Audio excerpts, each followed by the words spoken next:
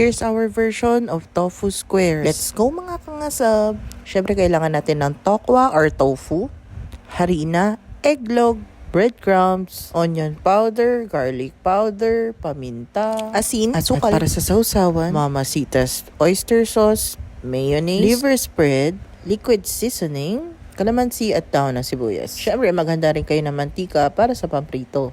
Simulan natin sa paghiwa ng ating tokwa.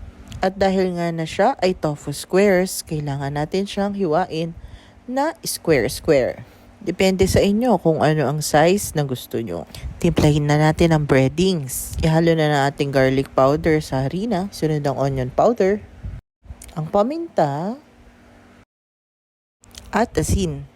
Halu-haluin.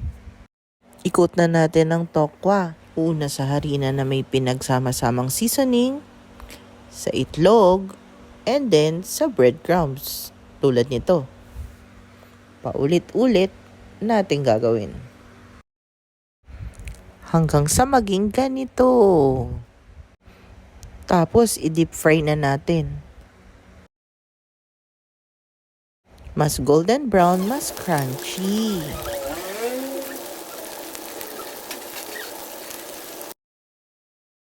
Tapos tara gawa na tayo ng sausawan. Sa mayonnaise, ilagay ang oyster sauce. Liquid seasoning, lagyan ng paminta, asukal, isang kurot ng asin, liver spread. Halu-haluin, kalamansi,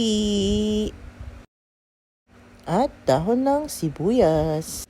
Ayan, luto na ang ating tofu squares. Kain tayo mga kangasab!